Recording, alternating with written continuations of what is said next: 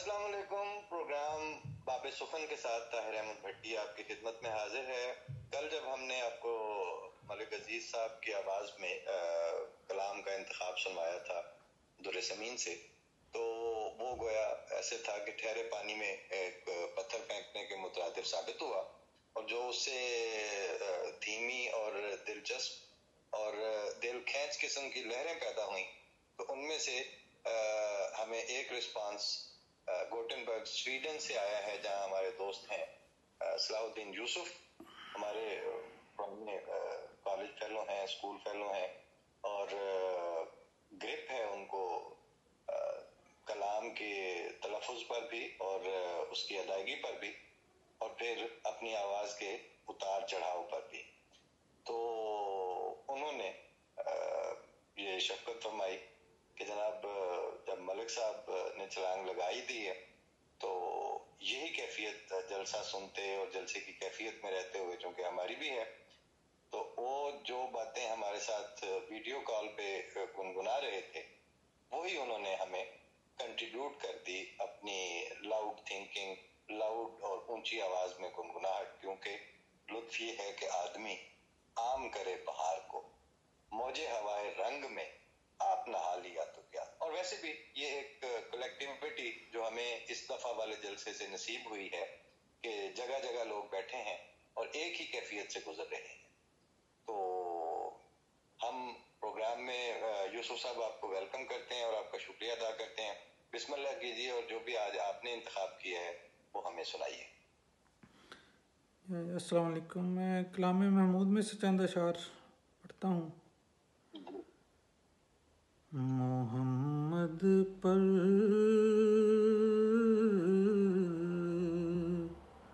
ہماری جان فدا ہے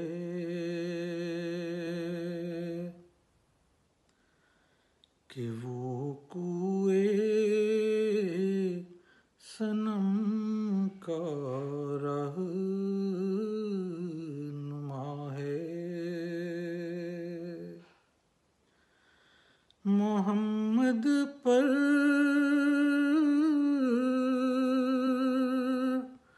محمد پر محمد پر ہماری جان فدا ہے کہ وہ کوئے صنم کا رہنما ہے. میرا دل اس نے روشن کر دیا ہے، اندھیرے گھر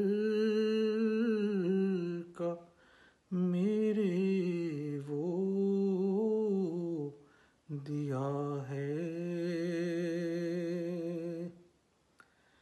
خبر لے خبر لے خبر لے اے مسیحا درد دل کی،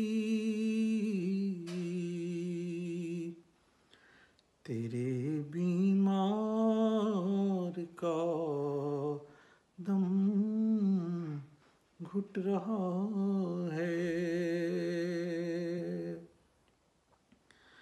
دل آفت زدہ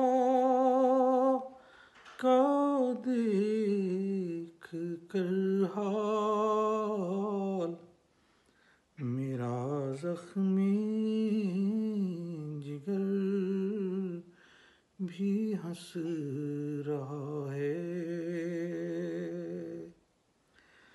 خدایا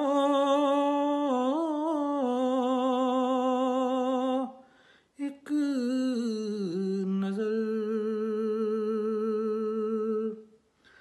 خدایا ایک نظر اس تفتا دل پر کہ یہ بھی تیرے در کا ایک گدا ہے۔ محمد پر ہماری جان فدا ہے، محمد پر، محمد پر۔ جزاک اللہ جناب، بہت شکریہ آپ کا، آپ نے تو ہمیں واہ کہنے کا بھی موقع نہیں دیا، ماشاءاللہ بہت یعنی گریپنگ قسم سے آپ نے پڑھا، آپ کا بہت شکریہ۔ اور ناظرین انشاءاللہ ہم اس طرح کی کسی نہ کسی مزید کلیکشن کے ساتھ حاضر ہوتے رہیں گے، اور یہ قطرہ قطرہ کر کے انشاءاللہ باب سخن کا دریا بھی جاری ہوگا۔ اور شکر الحمدللہ کہ اس میں جو کنٹریبیوشن کا انداز یا اس کی جو ابتدا تھی وہ کلام الامام اور امام الکلام